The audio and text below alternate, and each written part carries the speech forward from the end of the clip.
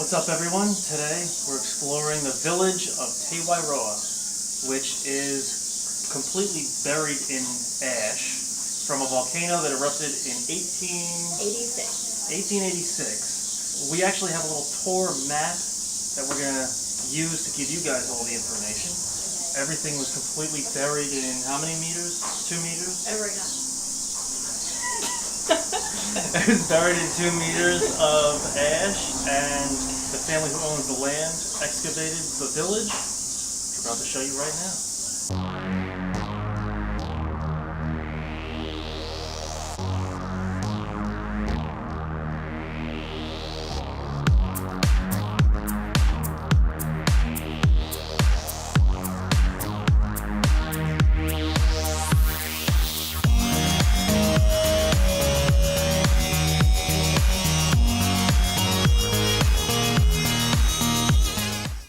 Alright everybody, so before you actually go into the village, you go through the museum.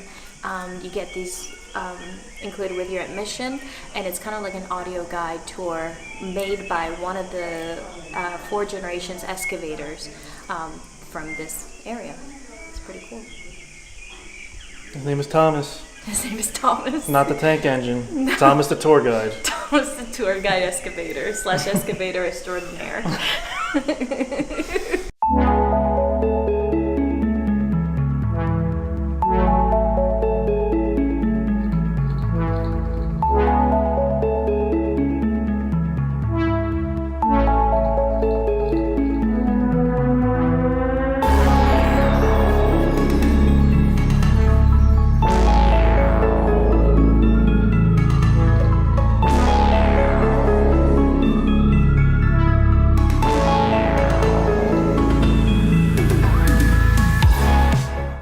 What you see here is things that they excavated from the hotels after the eruption.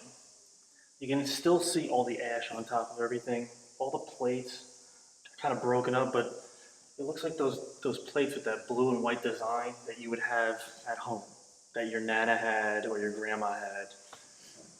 It's pretty crazy. They have shoes here that are completely, frozen solid, frozen in time, I guess you could say. This is really crazy.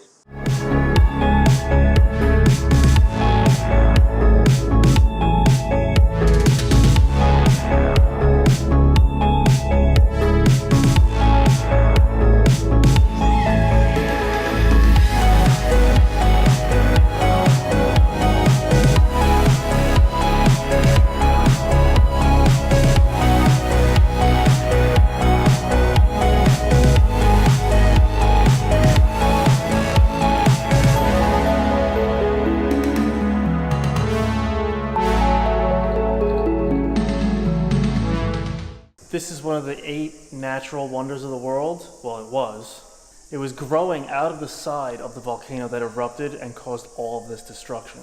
But it would have been really amazing if we were able to get to this and film this, because it looks really special.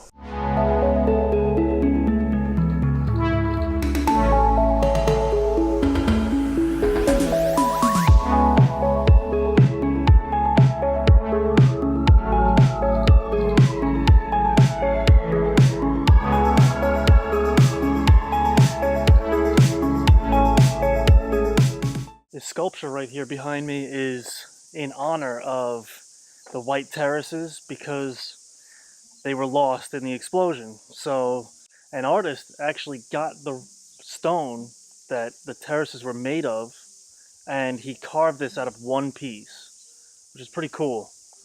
That's some dedication right there. Back in the 1800s, you would take a horse-drawn carriage from right here, from the city of Rotorua, all the way past where you would still go next to the Blue Lake and the Green Lake, up to right here where the very village is. Then from this very village, you would take a canoe all the way where you would get a lunch right here by Tarawera. And then after that, you would pedal all the way to the white terraces and the pink terraces. And your guides, your tour guides, would actually cook your meal by the hot geysers. So this right here is a real working blacksmith sharpening stone. So the apprentice would actually turn this pretty loud. Oh, it needs a little oil. And then the blacksmith would hold the blades against the stone so that they would sharpen, you know, whatever axes, hatchets, anything that you had that needed sharpening would be sharpened right here. They have a little bedroom, they have a tiny little kitchen, and they show you kind of how they lived without refrigeration or electricity or any of that stuff that we have today.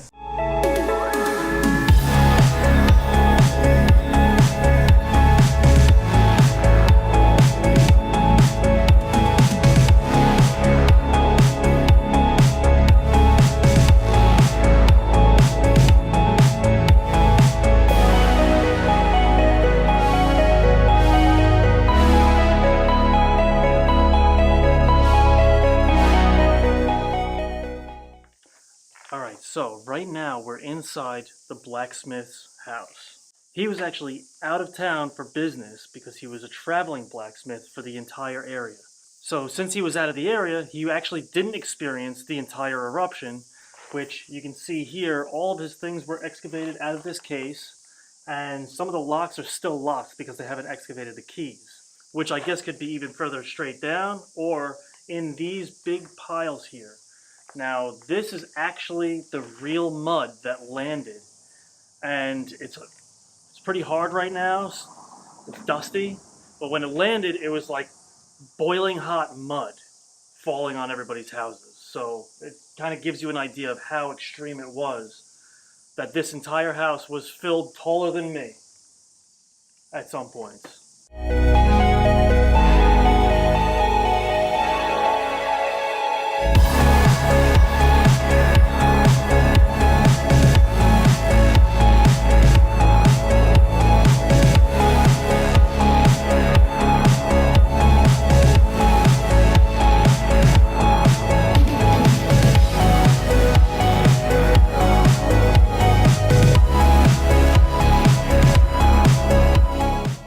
This right here is a traditional Maori house. It's kind of rebuilt and restructured to how they would have had it.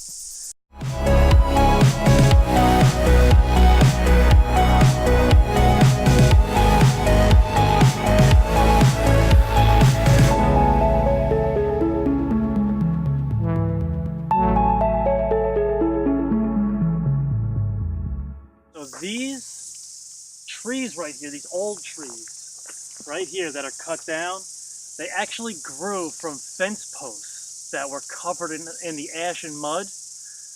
Once everything hardened up, the tops of them were poking out very little bit, so they just left them. And when they came back to the site, they had actually grown into humongous trees. As you can see, they're massive.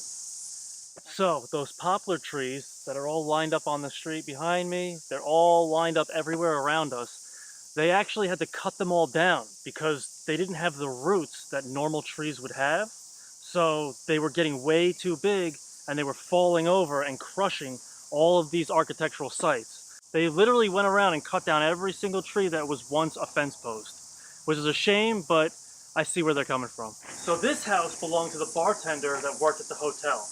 And they actually uncovered a bunch of full bottles of whiskey. So he was kind of hoarding some of the stash from the bar, I guess. I'm filming from here because I just want to show you how high the mud really was. This is the floor of the house, and the mud is at least 1.5 feet higher than my head. This is insane.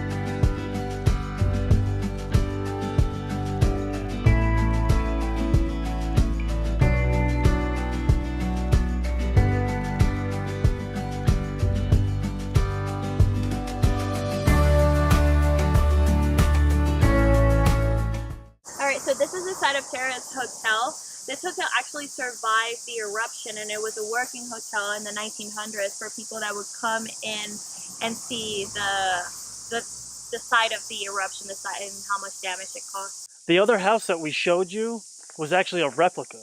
This one has been excavated by an archaeological team, and this was actually a house that was standing during the eruption.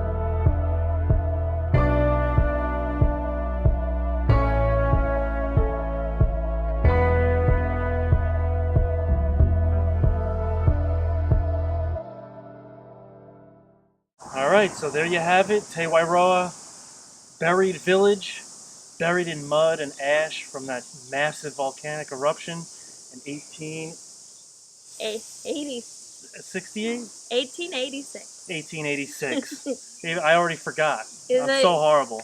I hope you guys stay tuned, because we're off to the next spot.